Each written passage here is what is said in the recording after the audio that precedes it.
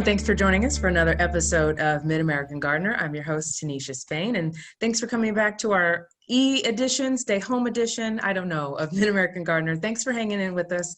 We couldn't be in the studio, but we really wanted to make sure that we were still bringing you your garden news. So this is our improv.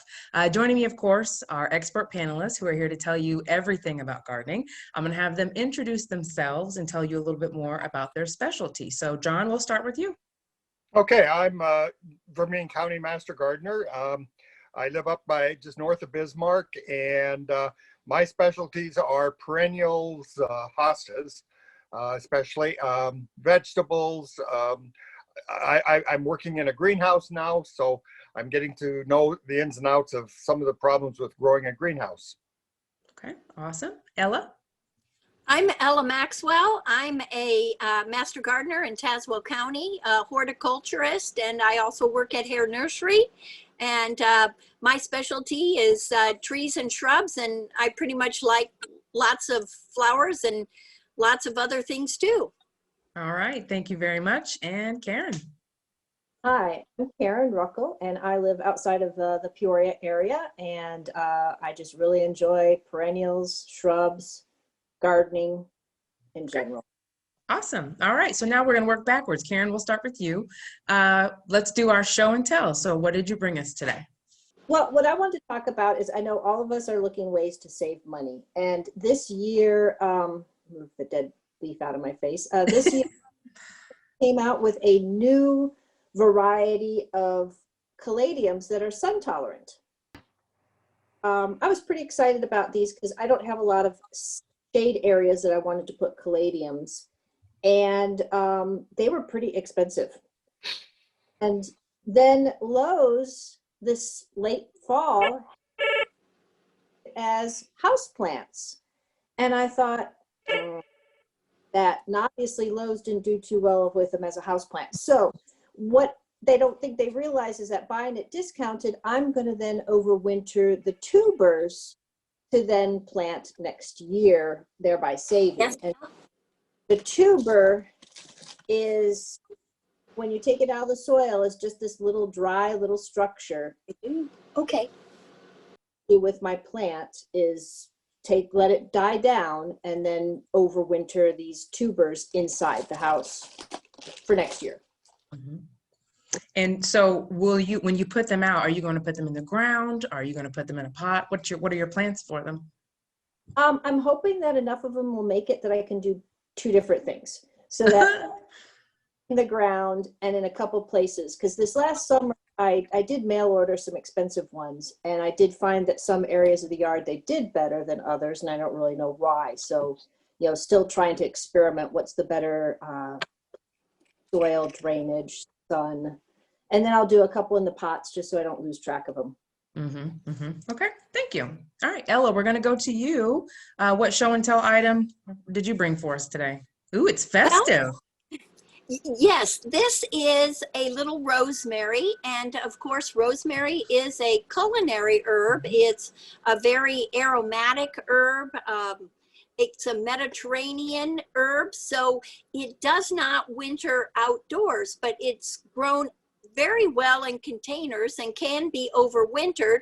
And a lot of times you'll see them available at the holiday season to use, because it is an herb that you would use with maybe meats, roasting vegetables or something like that. But the most important thing for overwintering your rosemary is to not let it get too wet, or you want to make sure that if you are watering it, that it doesn't stand or sit in water, that you empty your little saucer underneath it, let it go dry, maybe not water except for every 10 days or so. You want to have it in a bright spot.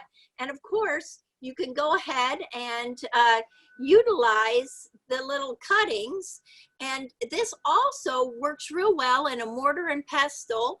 You grind it up, you add it with a little brown sugar, and you can make a sugar scrub that you can have at your sink. If you're working with evergreen boughs or something, you can scrub off the dirt, the grime, and Ah. Wonderful. Ah, Rosemary smells so good just by itself. I'll just walk by and grab some and just kind of sniff it a little bit. As far as keeping it inside, I may have missed this, but what are the light requirements? it likes bright light. Bright light. Okay. Bright light. And about every 10 days, you said it likes to dry out. Right. Okay. All right. Thank you very much. Okay, John, as you're as you're coughing, I'm going to go to you. What have you got? I brought today some Jerusalem artichokes. That's what I just picked these. You can pick them all winter if you have an area that you can mulch heavy and the soil doesn't freeze. They store wonderfully in the ground. Now, Jerusalem artichokes are also called sunchokes or earth apple, and they're a species of sunflower and of Central America, and they grow pretty tall. Mine grew up to over 10 feet tall this year, and they had little tiny sunflowers, about like 3-inch sunflowers on them. And one of the interesting things on we usually on identifying a plant, you usually look at, are they opposite or are they alternate leaves? Well, this plant, if you look at the upper part of the plant, they are opposite, but on the lower part of the plant, they're alternate. So you have to kind of be aware of where you're looking at the plant and the time of the year. The lower leaves can get up to 12 inches in size, so they get to be pretty big. Now the white, usually I'll wash these up real good and slice them, and you can eat them raw, and it's kind of a white, nutty, sweet, almost crunchy, almost like a water chestnut. A water chestnut, yeah. And if you cook them, they're like a potato, and they're really, really good in soups. They're a good source of potassium and iron and fiber and oxidants. So I enjoy eating them because I can go out there, any time of the year and dig them. And one thing, once you have artichokes, you usually have artichokes. They are very, unless you go through with a sieve and get every little node, you can see these have even some little ones on them. If I would break one of those off and leave it there, I would end up with another artichoke plant, and by the winter they'd be pretty big. I store them unwashed in the refrigerator. I put them in a Ziploc. They don't dehydrate that way. And like I said, I prefer to leave them outside, but I keep some in the refrigerator in case it gets real cold and the ground is froze. But I mulch it pretty heavy, so usually I can dig down and find them. John, you gave me a couple of those. I think it was last year, maybe the year before. And I have, from those little pieces that you gave me, created a giant row, and they grow all the way in the back of the yard because I knew that they would take off. But it's a dab will do you with a Jerusalem artichoke. And they just keep coming and coming and coming. But usually you plant them in the spring about 4 to 6 inches deep. The only place they don't like is if it's real wet for a long period of time, like wet, soggy soil. They don't like that. And there are some new varieties that don't get all these little knobs on them, but these are pretty good size, and they are delicious to me. One of the French white mammoth and the golden nugget are two new varieties, and you can buy them. These are available in the grocery store, and you can, you may have to wash them off because I think a lot of the times it's like a lot of the bulbs that they plant, they put an anti-growth hormone on them so that they don't sprout. But if you wash them real good, you can get them to grow. So it's just one of those things I really, really enjoy, and it's something different. I just thought I'd share them and, put them someplace in the back because, like I said, they get very, very tall. They do. Thank you. I like to pan fry. I cut them real thin. Yes. And just pan fry them, and they're delicious. So thank you. All right, we're going to go to 946. This is Karen's question. This is from Carol Bauer, and this is when she was harvesting her tomatoes. Hi, I have just started to harvest my Roma tomatoes, and while the fruit looks perfect on the outside, the center is rotten. These were burpee Romas, no other specific name, started from seed. They were listed as compact and determinate, but they have grown over 5 feet requiring a trellis. I've pruned the side shoots, but they are massive, but the plants are massive. They have a lot of fruit that she's fought with the chipmunks over, but the majority will be inedible. So Karen, what are you thinking happened here? Well, there's unfortunately a couple different things that can cause this. It is an internal black mold, and how that mold got into the middle of the tomato is possibly 3 different ways. One being cracking, or there was a wound on the tomatoes, but typically if there's a lot of them on the plant, cracking and it entered that way. Blossom end rot can sometimes introduce mold into the tomato, or there's a disease called anthrax that also can cause this internal black spot. But I think all of them, other than blossom end rot, you keep a better even moisture with your tomato plant so that the calcium is available. For blossom end rot, that could help with that. Now, if it's the other disease, anthracnose, or a mold entering the tomato, the best thing is practices in your garden to keep the plant as safe as possible. And when I'm planting my tomato plants, I mulch them even before I water them in, because you're trying to minimize the amount of splashing that happens on the soil, splashing up onto your new leaves, that then can transfer the diseases that were around last year back up onto the plant. There's a lot we can do for the cloudy, yucky rain after time that causes issues with the tomato plants, but you certainly can do a lot with a good mulch. I love using newspaper. It's getting harder to get.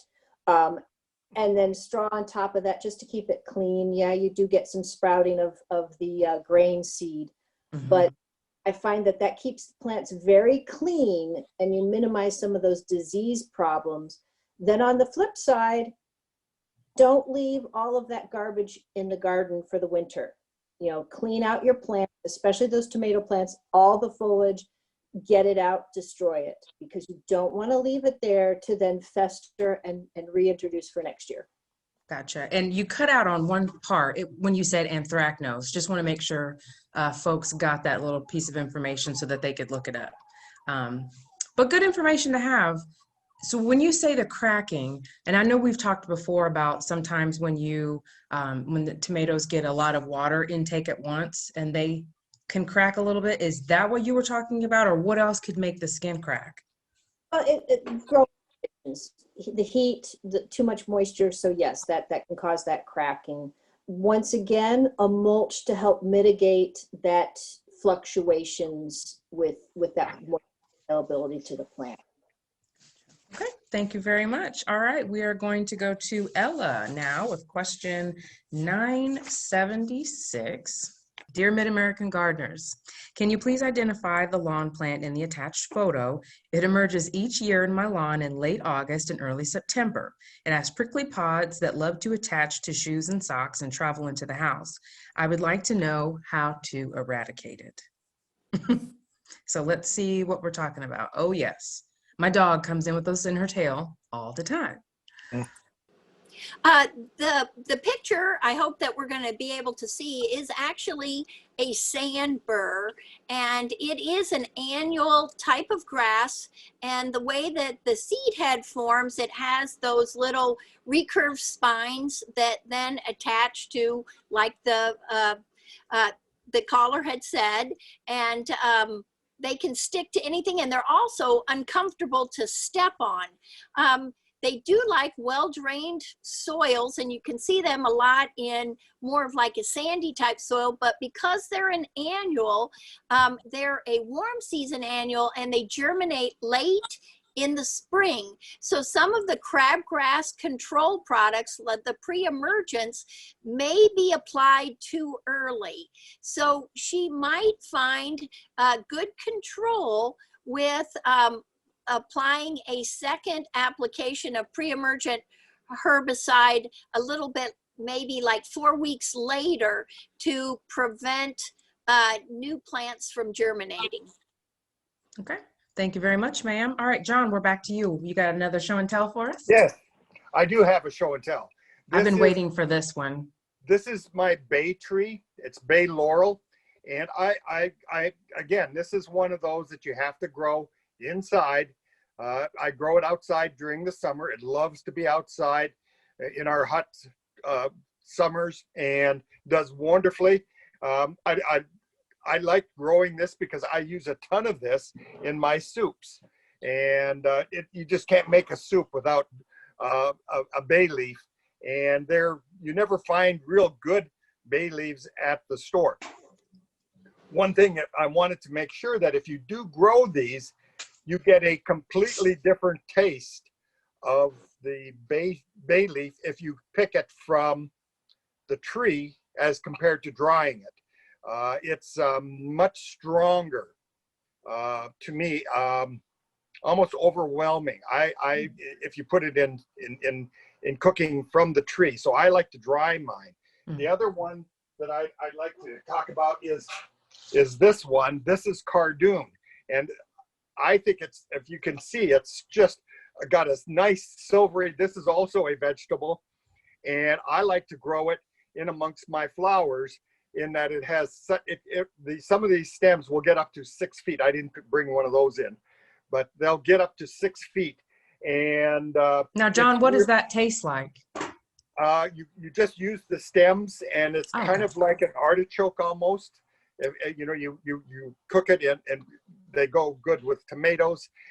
It's in the artichoke or thistle family. So I grow it because I want it to flower next year. I brought it into the greenhouse because it is, again, it's tender. So next year I'll let the flower come up, and it has a nice big purple flower. And if you can find some unpasteurized goat milk, and from what I understand, you have to rent a goat to get that. But then you pick the stamens off of the flower and you put that into the fresh unpasteurized goat milk, and it will use it as a rennet, and then it makes cheese. And the Portuguese and the Spanish use this almost all entirely for their special cheeses over across the ocean. So, well, you need to rent a goat and go through the process and let us know how the cheese tastes. Oh, it's wonderful. I buy the cheese all the time, but I want to make my own, and I have made some of it. I have done it a couple of times. It's kind of difficult to get it to overwinter, but I've got two beautiful plants in the greenhouse this year. One from Kennecott, which I'm overwintering for them. And then one from my garden, I dug it up and brought it to the greenhouse. So nice. They are looking beautiful right now. So hopefully we will get some flowers and have some cheese. I'll share some cheese with you. Please do. I love cheese. Thank you. Okay, Karen, we are back around to you. Question 989. I successfully started a serviceberry cutting in a pot. I don't know how to keep it over the winter. I have very little sunlight in my house. Can I plant it in the ground outside now and mulch it and expect it to survive the winter? It stands about 5 inches above the ground. From Mary. Yes, with that cutting, she will not want to keep it in the house because it's a plant that's going to want a dormancy period. So she will need to either put it in an unheated garage, an unheated shed, or outside. Now the thing is, I'm imagining if she has a small plant, it's a small pot. So when you've got a small pot, it's not going to do too well for overwintering because of the size of the roots. So if she's got a garden area that's kind of protected, she could dig a hole and go ahead and sink the pot down in, and then add some mulch on top. And the other thing I would say is that she might want to put a little chicken wire around it because of critters. Rabbits are destructive in my yard where they can get at stuff, so that her cutting is still there in the spring. But if she's really worried about rabbits, an unheated shed would be a good spot, or a garage, and she might have to water once or twice in the winter, but definitely let it go dormant and it should be fine in the spring. Okay, wonderful. All right, Ella, we're back to you. 972. Are these slugs, do they have any redeeming qualities? They are the biggest ones I've ever seen. I unearthed them when I was digging up a rotted stump. Thanks, Sue from Iverness. So what are they, and do they have any redeeming qualities? Well, I don't know that I can identify the larva is a grub, and it comes from a beetle. It is a true bug, and that is their larval stage, and then they metamorphosize into a beetle. And if it's really large, there are some large beetles out there, a green I think a green plant bug or beetle, the June bug, even the Japanese beetle larvae are very similar to that. So you would have to really be an entomologist to be able to identify that one. They're great for fishing bait. They don't really do anything in the soil to add a benefit there. And the beetle itself, again, might have just laid its eggs there because the larva can use the composting material of that old stump. So yeah, she can put them back and see, or she can go fishing, or she can, you know, smush them. Okay, thank you. All right, John, we're going to end with you. We got a few minutes left. Question 986. I successfully transplanted a redbud tree a few years ago. It's at the edge of a shaded area and is growing somewhat sideways toward the light. There is a tree nearby I could tie it to straighten it. Would that work, and is it worth doing? She can't do any of that. What I would suggest maybe is to cut or to let some light filter through. Trim the tree that's causing all the shade, and just not cut it down, but just cause some sun filtration to come through. I have one other thing that I have some questions on, is that redbud tree does tend to, after it gets, it'll be many years for her if hers is just, if she just planted, but the bark likes to slough off. So that's another thing that's not to worry about. But she could tie, but when she does tie it, she needs to be very careful that she doesn't girdle or cause damage to that cambium layer on the redbud, because if she does, she's going to end up with some scarring, and the tree never will be the way it should be. They do tend to be edge plants, so they do tend to grow out a little bit, which is, it's natural. If she does do the trimming on the other tree, she'll probably see some branching that heads off to the other area, and it'll even itself out probably. All right. Well, I have a show and tell too.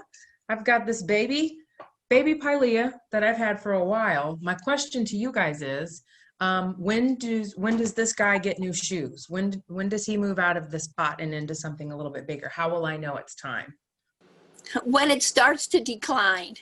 No. Okay. Really, you don't really want to do anything during the winter because there's just so much low light. Next spring, you'll want to knock it out of the pot, look at the root system, determine if it's pot bound, and then that would tell you whether you want to upsize it or not. Okay. All right. And just upsize it one size. Just one size. Don't go to a huge pot. No. There's a little pup down in there. I don't know if you can see it, but got a little baby in there. So I know it's doing okay. It's happy, but we'll let that plant stay put until spring. Yep, I wanted to see, we've got a minute or so left. I wanted to talk about Christmas trees. If people go out and get a real tree, is there anything that they need to do from a pest standpoint before you bring it into your home? Any advice there? Well, the Rockefeller tree had a baby owl in it, so look for an owl. A little surprise in there.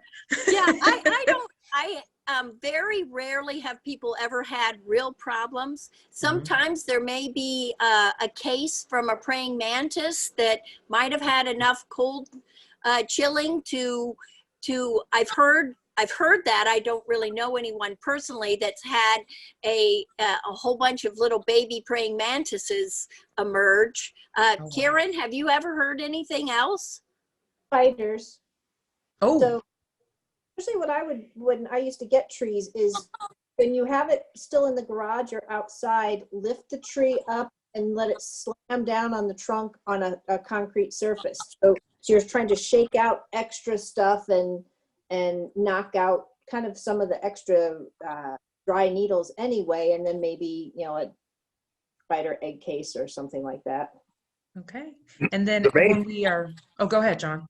The main thing to do is when you get it home is to make a fresh cut and stick your tree into a 5-gallon bucket of water, and make sure that you get that tree rehydrated as well as you can, and then do not let it ever dry out, because if you do, the sap is going to seal that off as a protective mechanism for the tree, and it won't absorb any more water. So you don't have to make much of a cut. A 1/4 inch or anything like, or a 1/2 inch is all you have to do, but get it immediately into water and then never let it dry out. Where the worst thing that you can have is a fire and a Christmas tree in the house. So Definitely. Just to be safe, keep that tree in some water. Well, thank you guys so much for your time and talents. I really appreciate it, and looking forward to the day that we can get back in the studio and yes, hang out again. So, but thank you for your time, and thank you so much for watching and hanging in with us this year, and we'll see you next time.